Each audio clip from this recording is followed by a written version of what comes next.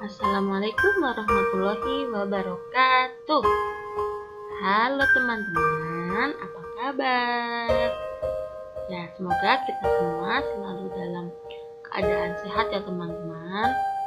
Nah, keadaan apapun, Ustazah harap teman-teman kecil kelas 4 selalu dalam keadaan ceria dan selalu semangat belajarnya ya. Dan jangan lupa selalu berdoa supaya kita cepat bertemu lagi dengan tatap muka. Nah, oke, untuk hari ini kita telah memasuki bab baru ya teman-teman, yaitu tentang kepribadian Nabi Muhammad Shallallahu Alaihi Wasallam. Nah, sekarang Ustazah akan menjelaskan sedikit bagaimana kepribadian Nabi Muhammad Shallallahu Alaihi Wasallam. Nah, kepribadian Nabi Muhammad Shallallahu Alaihi Wasallam, beliau itu merupakan pribadi yang sempurna teman-teman. Karena apa? Karena akhlaknya merupakan akhlak Al-Quran. Dan Allah sendiri memujinya sebagai orang yang pantas dijadikan teladan bagi seluruh umat Islam.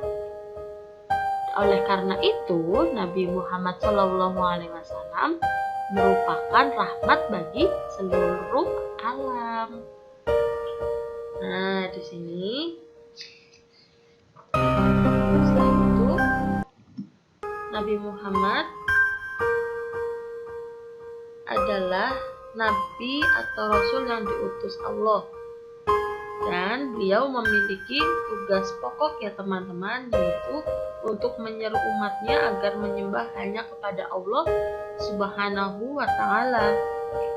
Untuk mengerjakan tugas tersebut, Allah Subhanahu wa Ta'ala memberi petunjuk dan pedoman yang termuat dalam kitab suci yang diwahyukannya kepada Nabi dan Rasul. Kita akan sedikit membahas tentang tugas pokok yang diberikan Allah Subhanahu wa Ta'ala kepada Nabi Muhammad Shallallahu Alaihi Wasallam. Kira-kira apa saja ya teman-teman tugas Nabi Muhammad Shallallahu Alaihi Wasallam? Nah, Nabi Muhammad memiliki tugas yang harus diemban dengan baik. Nah, tugas untuk Nabi Muhammad ini sudah termuat di dalam surat Al-Ahzab ayat 45 dan 46. Dari ayat tersebut dapat kita ketahui bahwa tugas Nabi Muhammad itu ada 5 teman-teman. Apa saja ya?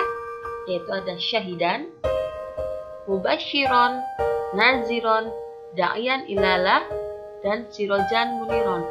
Nah, apa itu ya teman-teman? Ayo, siapa yang tahu? Nah, oke, Ustazah jelaskan satu persatu ya tugas-tugas Nabi Muhammad SAW. Yang pertama, syahidan. Nah, syahidan itu artinya menjadi saksi.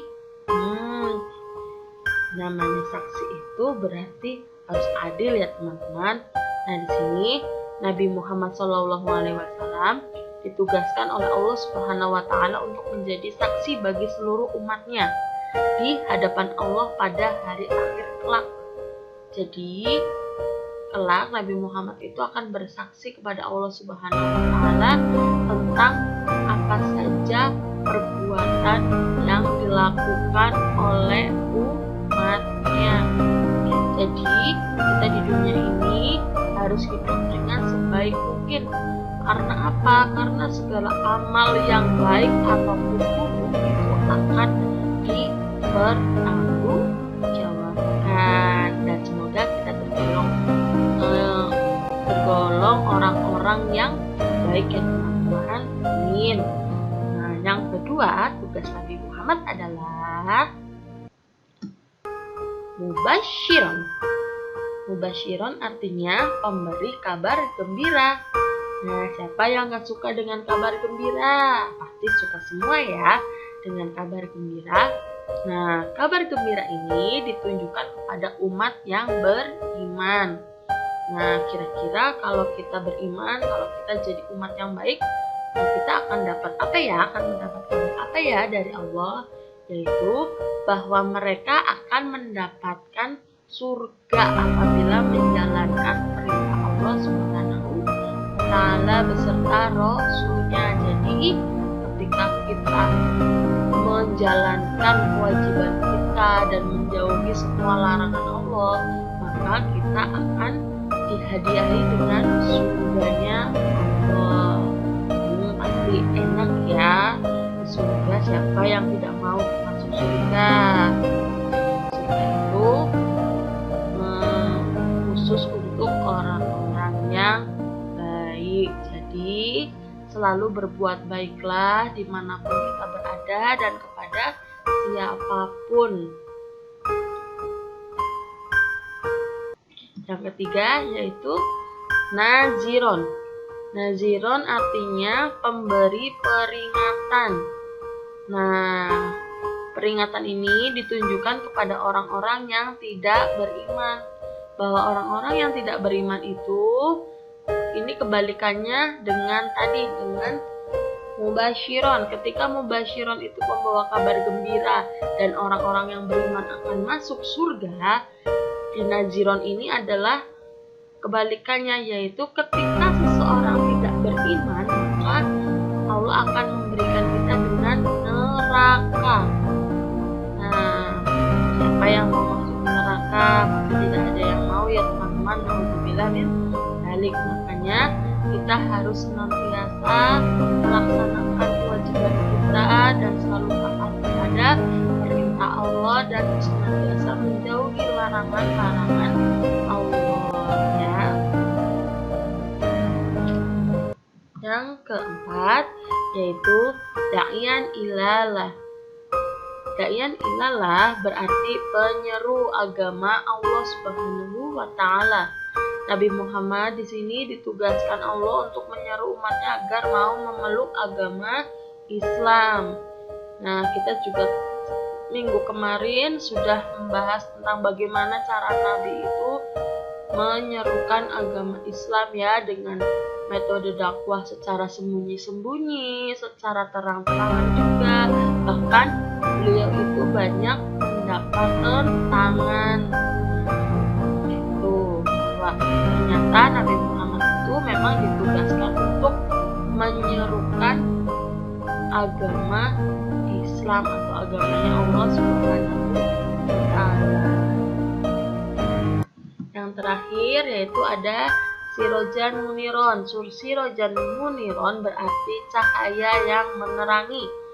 Nabi Muhammad SAW ditugaskan Allah untuk menerangi umat manusia yang hidup dalam kegelapan dengan ajaran Islam.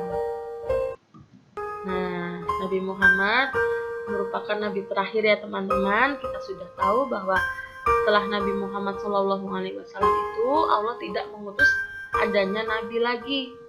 Dengan demikian, ajaran yang dibawa Nabi Muhammad itu berlaku dalam waktu yang tidak terbatas hingga akhir zaman. Tugas yang diemban Nabi Muhammad itu merupakan tugas yang berat teman-teman. Dan Nabi Muhammad mengerjakan tugas itu dengan kesabaran, keteguhan, kesungguhan, dan ketabahan yang luar biasa. Oke, materinya masih bersambung ya teman-teman. Kita akan lanjutkan lagi di pertemuan minggu depan. Selalu rajin belajar ya teman-teman.